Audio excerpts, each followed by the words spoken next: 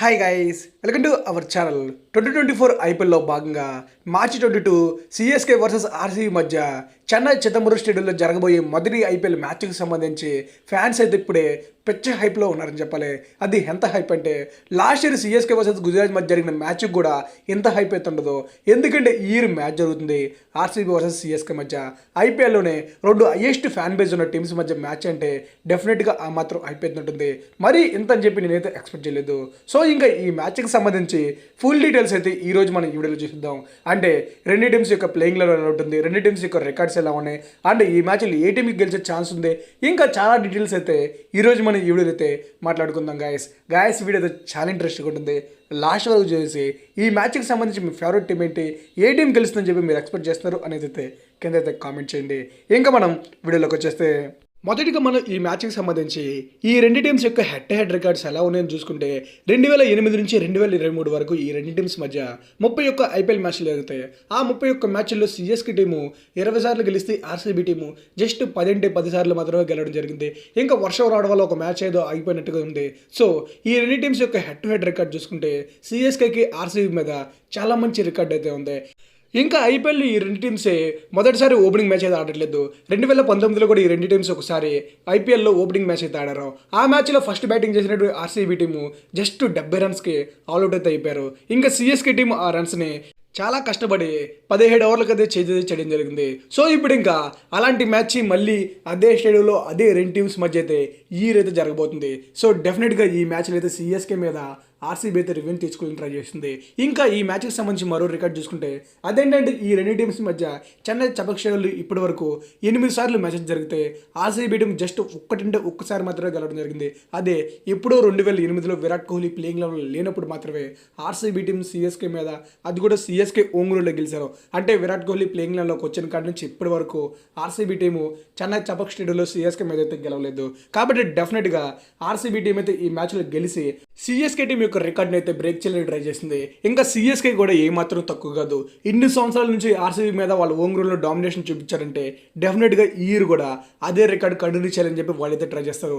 So ఇంకా ఈ మ్యాచ్కి సంబంధించి ప్రజెంట్ అయితే బీభత్సమైన హైప్ అయితే ఉంది. ఇంకా మనం ఈ మ్యాచ్కి సంబంధించి చెన్నై హోమ్ గ్రౌండ్ యొక్క పిచ్ రిపోర్ట్ ఎలా ఉండొచ్చు ఏంటి అని మనం చూసుకుంటే చెన్నై చిదంబరం స్టేడియం యొక్క పిచ్ రిపోర్ట్లో వచ్చేసరికి ఇది మంచి స్పిన్ ఫ్రెండ్లీ వికెట్ అని చెప్పాలి. ఇక్కడ మ్యాక్సిమం స్పిన్నర్సే ఎక్కువ వికెట్లు తీస్తారు. ఇంకా స్టార్టింగ్ స్టేజెస్ అంటే initial stage of first power play or 10 overs వరకు కొంచెం బాల్ అయితే స్వింగ్ అయ్యే ఛాన్స్ ఉంటుంది. ఎందుకంటే దీపక్ చార్ ఎక్కువగా పవర్ ప్లేలో స్వింగ్ చేసి వికెట్లు తీయడం మనం చాలాసార్లు చూసాం. కాబట్టి పవర్ ప్లే అండ్ స్టార్టింగ్ ఓవర్స్లో కొంచెం బాల్ స్వింగ్ అయితే అవుతుంది కానీ బట్ పోను మాత్రం స్పిన్ ఫ్రెండ్లీ బాగుతుంది. కొన్నిసార్లు డెప్త్ ఓవర్స్లో కూడా స్పిన్నర్సే వేసిన రోజులు కూడా ఉన్నాయి. ఇంకా ఈ స్టేడియం యొక్క విన్నింగ్ రికార్డ్ చూసుకుంటే ఇప్పటి వరకు ఈ షెడ్యూల్లో 76 ఐపీఎల్ మ్యాచ్లు అయితే జరిగినాయి. ఆ 76 మ్యాచెస్ మీద ఫస్ట్ బ్యాటింగ్ చేసిన టీము 45 సార్లు గెలిస్తే సెకండ్ బ్యాటింగ్ చేసిన టీం అయితే 30 సార్లు అయితే గెలవడం అయితే జరిగినాయి. సో విన్నింగ్ పరంగా చూసుకుంటే ఫస్ట్ బ్యాటింగ్ చేసిన వాళ్ళకి కొంచెం అడ్వాంటేజ్ అయితే కనిపిస్తుంది కానీ బట్ అదంతా ఓవర్ ఏం కాదు. అంటే ఫస్ట్ బ్యాటింగ్ చేస్తేనే గెలుస్తారని చెప్పి లేదు. ఎందుకంటే ఫస్ట్ బ్యాటింగ్ చేసిన టీము మంచి టార్గెట్ కానీ పెట్టారంటే అది చేయడం కష్టం. కాబట్టి ఈ పిచ్లో టాస్ అనేది అంత ఇంపార్టెంట్ కాదని చెప్పి నేను అనుకుంటున్నా. మ్యాక్సిమం టాస్ ఓడిపోయినా టాస్ గెలిచినా ఒకవేళ ఫస్ట్ బ్యాటింగ్ చేయాలనుకుంటే ఒక మంచి టార్గెట్ అయితే పెట్టాలి. లేదు చేయాలంటే ఫస్ట్ బ్యాటింగ్ చేసిన టీంని త్వరగా ఆల్అౌట్ చేస్తేనే బాగుంటుంది.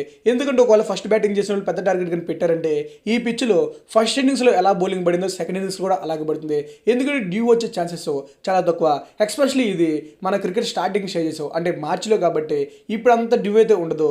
సో ఫస్ట్ ఇన్నింగ్స్ సెకండ్ ఇన్నింగ్స్కి అంత పెద్ద డిఫరెన్స్ అయితే ఉండదు. కాబట్టి ఈ మ్యాచ్కి సంబంధించి టాస్ అయితే అంటే ఇంపార్టెంట్ ఏం కాదు. ఇంకా టాస్ గెలిచిన టీం అయితే మ్యాక్సిమం ఫస్ట్ బ్యాటింగ్ చేస్తారని చెప్పి నేనైతే అనుకుంటున్నాను. ఇంకా నెక్స్ట్ మనం ఈ మ్యాచ్కి సంబంధించి ఈ రెండు టీమ్స్ యొక్క ప్లేయింగ్ లెవెల్ ఎలా ఉండొచ్చు అని మనం చూసుకుంటే మొదటిగా మనం సిఎస్కే గురించి చూసుకుంటే సిఎస్కే టీంకి ఈ మ్యాచ్ కన్నా ముందు రెండు ఎదురు దెబ్బలు అయితే తగిలినాయి. అదేంటంటే ఈ మ్యాచ్కి వాళ్ళు ఇంపార్టెంట్ ప్లేయర్స్ అనుకున్నటువంటి Devon Conway and Shivam Dube అయితే అవైలబుల్గా ఉండవు. డెవన్ కాన్వే అయితే ఒక 1 మంత్ పాటు అవైలబుల్గా ఉండకపోతే శివన్ దుబే ప్రెసెంట్ అయితే తను సైడ్ ఇంజరీతో చాలా ఇబ్బంది పడుతున్నాడు. కాబట్టి తను ఫస్ట్ మ్యాచ్కి అవైలబుల్గా ఉండడు అని చెప్పి ఒక న్యూస్ అయితే ఉంది కానీ బట్ ఇది స్టిల్ కన్ఫర్మ్ కాదు. కాకపోతే కాన్వే అయితే మాత్రం కన్ఫర్మ్గా ఫస్ట్ మ్యాచ్కి అయితే అవైలబుల్గా ఉండవు. ఇంకా శివన్ దుబే విషయానికి వచ్చేసరికి 50-50 ఛాన్సెస్ ఉన్నాయి. సో ఇంకా మనం ఫైనల్గా సిఎస్కే దగ్గర ప్రెసెంట్ ఉన్న స్క్వాడ్ని బట్టి ఈ మ్యాచ్కి సంబంధించి ఎలాంటి బెస్ట్ ప్లేయింగ్ లెవెన్తో వాళ్ళు రావచ్చు అని చూసుకుంటే మొదటిగా ఓపెనర్స్గా రుతురాజ్ గైక్వాడ్ అండ్ రచా రవీంద్ర అయితే వచ్చే ఛాన్స్ ఉంది.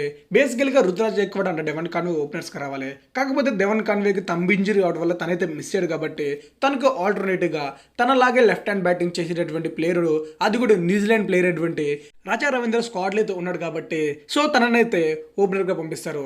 నాకు తెలిసి ఇది ఒక బెస్ట్ ఆప్షన్ అని చెప్పి నేను అనుకుంటున్నా. ఎందుకంటే రచా రవీంద్ర ఓపెనింగ్ మాత్రమే కాదు, తను కొంచెం బౌలింగ్ కూడా వేయగలడు. బేసికల్గా రచా రవీంద్ర ఒక మంచి బౌలరు. తను ఒక బౌలర్ నుంచి ఒక బ్యాట్స్మెన్కి అయితే కన్వర్ట్ అయితే అవడం జరిగింది. అంటే రెగ్యులర్గా మ్యాచెస్ ఆడటం వల్ల తన బ్యాటింగ్ అయితే ఇంప్రూవ్ అయింది. ఇంకా న్యూజిలాండ్ కూడా తన బ్యాటింగ్ బాగా చేస్తున్నారని చెప్పి ఓపెనర్గా డిక్లేర్ చేశారు. సో ఒక బౌలర్ ఒక బ్యాట్స్మెన్గా మారాడంటే తను బ్యాటింగ్ బాగా చేయగలడు, ఇంకా బౌలింగ్ కూడా బాగా అయితే వేయగలడు. ఇంకా వన్డర్లోకి వచ్చేసరికి అజింక్య రహానే, 2 డౌన్ చూసుకుంటే డారెల్ మిచెల్, 3 డౌన్లోకి వచ్చేసరికి శివన్ దుబే. బేసికల్గా శివన్ దుబే ఈ మ్యాచ్కి అవైలబుల్గా ఉండడం చెప్పి ఒక న్యూస్ అయితే ఉంది. ఎందుకంటే సైడ్ ఇంజరీ అయింది. కాకపోతే ఇది కన్ఫర్మ్ కాదు. ఆడడానికి ఫిట్ అవుతారని చెప్పి కొందరంటే ఫిట్ అవుడని చెప్పి కొందరు అంటున్నారు. సో తను ఫిట్ అయితే తనే ఆడతాడు. తను ఆడకపోతే తన ప్లేస్లో అయితే సిఎస్కి 8 కోట్లు పెట్టి కొన్నటువంటి సమీర్ రిజ్వీన్ అయితే నెంబర్ 5లో ఆడిపిస్తారు. ఇంకా డారెన్ మిచెల్ ఆర్ మోయిన్ అలీలో ఇద్దరులో ఎవరో ఒకరు నెంబర్ 4లో ఆడే ఛాన్స్ ఉంది. కాకపోతే రీసెంట్ టైంలో మోయిన్ అలీతో కంపేర్ చేసుకుంటే డారెన్ మిచెల్ చాలా మంచి ఫామ్లో ఉన్నారు. అండ్ చిన్న స్లో పిల్చు తను వేసే ఫాస్ట్ బౌలింగ్ బాగా పడుతుంది కాబట్టి డెఫినెట్గా సిఎస్కి టీం అయితే నెంబర్ 4లో డారెన్ మిచెల్ని పంపిస్తుంది. ఇంకా వన్ డౌన్లో వచ్చే అజింక్య రహానే విషయానికి వచ్చేసరికి ప్రెసెంట్ మనోడు అయితే అంత మంచి ఫామ్లో లేదు. బట్ లాస్ట్ ఇయర్ కూడా తను అంత మంచి ఫామ్లో లేకపోయినా ధోని నమ్మాడు, ప్లేయింగ్లో ఛాన్స్ ఇచ్చాడు, తను వచ్చి అద్దరు కొట్టాడు. కాబట్టి తను బయట ఎలా ఆడకపోయినా సిఎస్కేకి మాత్రం బాగా ఆడతారని చెప్పి నాకైతే నమ్మకం ఉంది. ఇంకా నెంబర్ 6లోకి వచ్చేసరికి రవీంద్ర జడేజా. నెంబర్ 7 చూసుకుంటే కెప్టెన్ మెంటర్ సిఎస్కే టీం యొక్క తల ఎంఎస్ ధోని అయితే నెంబర్ 7లో వస్తాడు. ఇంకా నెంబర్ 8లోకి వచ్చేసరికి లార్డ్ శార్దుల్ ఠాకూర్. రీసెంట్ టైంలో శార్దుల్ ఠాకూర్ బౌలింగ్ మాత్రమే కాదబ్బా, బ్యాటింగ్లో కూడా అద్దరు కొడుతున్నాడు. రీసెంట్గానే ముంబై రంజీ ట్రోఫీలో సెమీఫైనల్లో ఓడిపోతారు అనుకున్న టైంలో మనోడు వచ్చి సూపర్ అండ్ సూపర్ సెంచరీ కొట్టి వాళ్ళైతే గెలిపించాడు. సో నెంబర్ 8లో సిఎస్కేకి ఒక మంచి ఫినిషర్గా బాగా పనికొస్తాడు. ఇంకా తనకన్నా ముందు వచ్చేటటువంటి ధోని, జడేజా గురించి మనం స్పెషల్గా చెప్పుకోవడం అవసరం లేదు. చెన్నై పిచ్లో వాళ్ళకున్నటువంటి ఎక్స్పీరియన్స్ మిగిలిన ఏ ప్లేయర్స్కి ఉండదు. ఎస్పెషల్లీ రవీంద్ర జడేజాకి ఆర్సీబీ ఎగ్నెస్ట్ బాగా బౌలింగ్ అయితే అద్దరు కొడతాడు. ఇప్పటి వరకు ఆర్సీబీ బ్యాట్స్మెన్ ఎవరు కూడా జడేజా మీద సక్సెస్ఫుల్గా లేరు. కాబట్టి జడేజానే ఈ మ్యాచ్కి సంబంధించి సిఎస్కేకి ఎక్స్పెక్ట్ అవుతాడు. ఇంకా ఎంఎస్ ధోని కూడా ఆర్సీబీ ఎగ్నెస్ట్గా చాలా మంచి నాక్ ఆడి చాలాసార్లు గెలిపించాడు. కాబట్టి సో ఈ మ్యాచ్ అయితే చాలా పోటాపోటీకి అయితే ఉండే ఛాన్స్ ఉంటుంది. ఇంకా నెంబర్ 9లోకి వచ్చేసరికి దీపక్ చహర్. నెంబర్ 10 చూసుకుంటే మహేష్ తీక్షణ. లాస్ట్గా నెంబర్ 11 విషయానికి వచ్చేసరికి మతిస పతిరణ. వీళ్ళ ముగ్గురు గురించి మనం సపరేట్గా చెప్పుకోని అవసరం లేదు. ఎందుకంటే లాస్ట్ రేపల్లో ఈ ముగ్గురు ఏం చేశారో ఈ హీరో అది కంటిన్యూ చేస్తే సరిపోతుంది. దీపక్ చహర్ పవర్ ప్లేయర్లో వికెట్లు తీయటం, మహేష్ తీక్షణ మిడిల్ ఓవర్స్లో వికెట్లు తీస్తే డెప్త్ ఓవర్స్కి వచ్చేసరికి మతీసా పదిరాన్ చూసుకుంటాడు. ఇంకా సిఎస్కే టీం ఇంపాక్ట్ ప్లేయర్ విషయానికి వచ్చేసరికి వాళ్ళు మోస్ట్ లైక్లీ ఒక బ్యాట్స్మెన్ ఇంపాక్ట్ ప్లేయర్గా ట్రై చేస్తారు. అది ఎవరయ్యే ఛాన్స్ ఉందో చూసుకుంటే శివన్ దుబే ఈ మ్యాచ్కి అవైలబుల్గా కానీ ఉన్నాడంటే అప్పుడు సమీర్ రిజ్వీని ఇంపాక్ట్ ప్లేయర్గా ట్రై చేస్తారు. ఒకవేళ శివన్ దుబే అవైలబుల్ లేకపోతే శివన్ దుబే ప్లేస్లో సమీర్ రిజ్వీ ఆడితే ఎవరో ఒక బ్యాట్స్మెన్ అయితే ఇంపాక్ట్ ప్లేయర్గా డెబ్యూ అయితే చేపిస్తారు. ఇంకా ఈ మ్యాచ్కి సంబంధించి మనం ఆర్సీబీ యొక్క టీం గురించి చూసుకుంటే ప్రజెంట్ ఆర్సీబీ టీంకి సంబంధించి ఎలాంటి సాడ్ న్యూస్ అయితే లేదు. అంటే ఏ ప్లేయర్ కూడా ఐపీఎల్ ఎగలొట్టే విధంగా అయితే కనిపించలేదు. అదే రేస్టాబ్లీ ఈ మధ్య రారని చెప్పి అనుకున్నారు కానీ బట్ తను కూడా వస్తాడు. ఇంకా టామ్ కర్న్ కూడా మిస్ అవుతారని చెప్పి న్యూస్ అయితే వచ్చినా తను కూడా వచ్చే ఛాన్స్ అయితే ఉన్నట్టు కనిపిస్తుంది. సో ఆర్సీబీకి సంబంధించి ఫస్ట్ మ్యాచ్కి సంబంధించి ప్రతి ఒక్కరైతే అవైలబుల్గా అయితే ఉంటారు. సో ఈ విధంగా ఈ మ్యాచ్కి సంబంధించి ఆర్సీబీ యొక్క ప్లేయింగ్ లెవెన్ ఎలా ఉండొచ్చు అని మనం చూసుకుంటే లాస్ట్ ఇయర్ ఓపెనర్స్గా వచ్చి అద్దరుకొట్టినటువంటి విరాట్ కోహ్లీ అండ్ ఫ్యాబ్రిల్ విసెస్ఏ ఈ ఇయర్ కూడా ఓపెనింగ్ చేస్తారు. వీళ్ళిద్దరికి చెన్నై చిదంబరం స్టేడియంకి మంచి ఎక్స్పీరియన్స్ అవుతుంది. ఎక్స్పెషల్లీ డూప్లిసిస్కి చాలా మంచి ఎక్స్పీరియన్స్ ఉంది.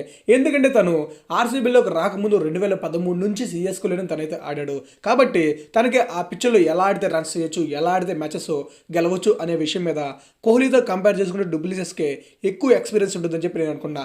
అంటే కోహ్లీ ఏం తక్కువ కాదు, తను ప్రపంచంలో ఏ గ్రౌండ్లో దింపినా బాగా అయితే ఆడతాకు ట్రై చేస్తాడు. ఇంకా ఈ మ్యాచ్కి సంబంధించి కోహ్లీ అయితే కన్ఫామ్గా గెలిపించడానికి మంచి నాకైతే ఆటకు ట్రై చేస్తారు. ఎందుకంటే తను ప్లేయింగ్ లెవెల్లో ఉన్నక్కడి నుంచి ఇప్పటి వరకు సిఎస్కే అగ్నిస్ట్గా సిఎస్కే హోమ్ గ్రౌండ్లో ఆర్సీబీ అయితే మ్యాచ్ అయితే గెలలేదు. కాబట్టి కోహ్లీ దగ్గర నుంచి ఈ మ్యాచ్లో మంచి నాకైతే రావాల్సి ఉంది. ఇంకా కోహ్లీ క్రికెట్ ఆడి ఇప్పటికీ చాలా రోజులైతే అవుతుంది కాబట్టి ఫ్యాన్స్ తన కోసం చాలా ఏగర్గా వెయిట్ చేస్తున్నారు. అంటే తన దగ్గర నుంచి ఒక మంచి నాక్ కానీ వచ్చిందంటే ఆర్సీబీ సిఎస్కే మీద రివెంజ్ తీర్చుకున్నట్టయితే అవుతుంది. ఇంకా వన్ డౌన్లోకి వచ్చేసరికి రజత్ పడిటర్. రీసెంట్ టైంలో రజత్ పడిటర్ టెస్టుల్లో అంత మంచి ఫామ్లో లేడు కానీ టెస్ట్లో ఆడక ముందు మాత్రం ఇండియా డొమెస్టిక్ తరపుకి మాత్రం మనోడైతే అద్దరుకొట్టాడు. టెస్ట్లకు వచ్చేసరికి కొంచెం స్పిన్ ఆడతాకి ఇబ్బంది పడి అవుట్ అయితే అవుతున్నాడు కానీ బట్ తను మాత్రం చాలా మంచి ప్లేయరు. స్పిన్ అయినా ఫాస్ట్ అయినా బాగా అయితే ఆడగలడు కానీ కాకపోతే మన కండిషన్స్ బాగా స్వింగ్ అవడం వల్ల తనైతే ఆడలేకపోతున్నాడు. సో తన దగ్గర నుంచి ఒక మంచి నాకైతే రావాలి. ఇంకా 2 డౌన్ చూసుకుంటే మ్యాక్స్వెల్ గురించి మనం సపరేట్గా చెప్పని అవసరం లేదు. ఎడాపెడా ఎటుబడితో అటైతే బాధేస్తాడు. ఇంకా తను చెన్నై ఓంగ్రూలో జరుగుతుంది కాబట్టి తను కూడా కొద్ది గొప్ప ఆఫ్ స్పిన్ బౌలింగ్ అయితే వేయగలడు. కాబట్టి ఆర్సీబీకి ఈ మ్యాచ్కి సంబంధించి మ్యాక్స్వెల్ ఇంపార్టెంట్ ప్లేయర్ అవుతాడు. ఎందుకంటే చెన్నై పిచ్లో తను ఆడే రివర్స్ స్వీప్ షాట్లు బాగా యూస్ అవుతేనే రన్స్ అయితే స్కోర్ చేయగలడు. ఎందుకంటే డైరెక్ట్ కొట్టాలంటే పిచ్లతో కొంచెం కష్టం. కాబట్టి మ్యాక్స్వెల్ బే ఈ మ్యాచ్కి సంబంధించి ఎక్స్పెక్టర్ ఆర్సీబీకి అవుతాడని చెప్పి నేను అనుకుంటున్నా.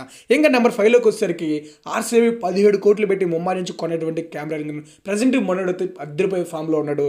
ఇంకా ఈ మ్యాచ్కి సంబంధించి కెమెరాన్ గ్రీన్ అండ్ మ్యాక్స్వెల్ ఆర్సీబీకి ఇంపార్టెంట్ ప్లేయర్స్ అవుతారని చెప్పి నేను అనుకుంటున్నా. ఎందుకంటే వీళ్ళు బ్యాటింగే కాదు బౌలింగ్ కూడా చేయగలరు కాబట్టి ఆర్సీబీకి 2 రకాలుగా యూస్ అవుతారు.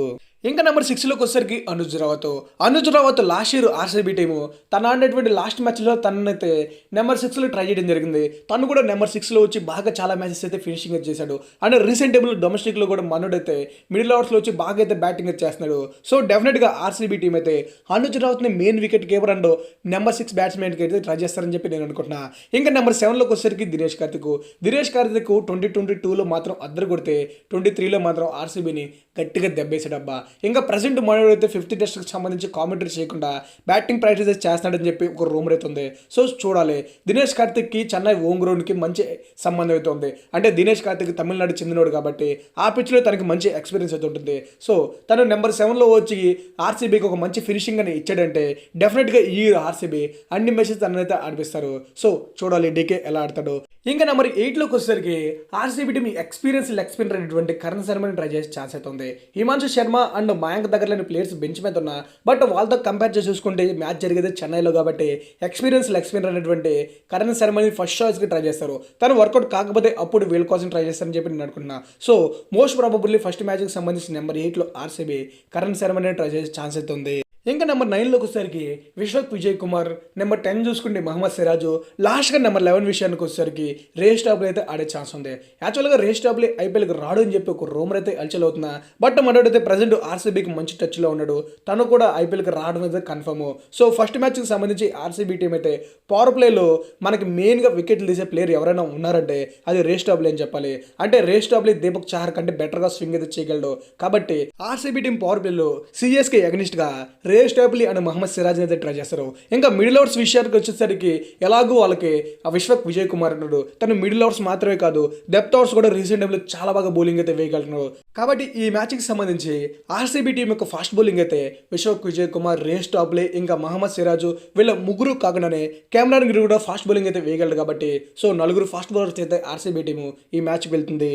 ఇంకా ఈ మ్యాచ్కి సంబంధించి ఆర్సీబీ టీం ఇంపాక్ట్ ప్లేయర్గా ఎవరిని ట్రై చేసే ఛాన్స్ అని చూసుకుంటే మ్యాక్సిమం వాళ్ళు ఒక ఎక్స్ట్రా స్పిన్నర్ని ఇంపాక్ట్ ప్లేయర్గా ట్రై చేస్తారు. ఎందుకంటే చెన్నై పిచ్ కాబట్టి చెన్నై ఎలాగో 3 స్పిన్నర్స్ వెళ్తుంది. కాబట్టి ఆర్సీబీ కూడా 3 స్పిన్నర్స్తో వెళ్ళాలనుకుంటే హిమాంశు శర్మ అండ్ మయాంక్ దగ్గరలో ఒకరినైతే ఇంపాక్ట్ ప్లేయర్గా ట్రై చేస్తారు. నేనైతే maximum experienced and Indian player అయినటువంటి మయాంక్ దగ్గరనే ట్రై చేస్తారని చెప్పి అనుకుంటున్నా. సో ఇప్పుడు ఇంకా ఇంపాక్ట్ ప్లేయర్గా ఆర్సీబీ ఎవరిని ట్రై చేస్తే బెస్ట్ అని చెప్పి మీరు అనుకుంటున్నారో కామెంట్ చేసేయండి. గాయస్ ఇంకా ఫైనల్గా 2024 ఐపీఎల్కి సంబంధించి సిఎస్కే వర్సెస్ ఆర్సీబీ మధ్య స్టార్ట్ అవబోయే ఫస్ట్ ఐపీఎల్ మ్యాచ్కి సంబంధించి 2 టీమ్స్ యొక్క ఫుల్ డీటెయిల్స్ అయితే ఇవి. ఇంకా ఈ మ్యాచ్కి సంబంధించి ఏ టీం గెలుస్తుందని చెప్పి మీరు అనుకుంటున్నారో కామెంట్ చేయండి.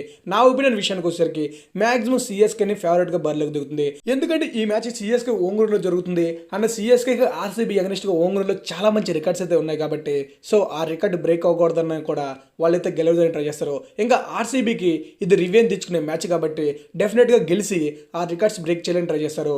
సో మ్యాక్సిమం సిఎస్కే గెలిచే ఛాన్స్ అయితే ఉంది. కానీ బట్ ఆర్సీబీని ఏమాత్రం తక్కువ అంచనా వేయకూడదు.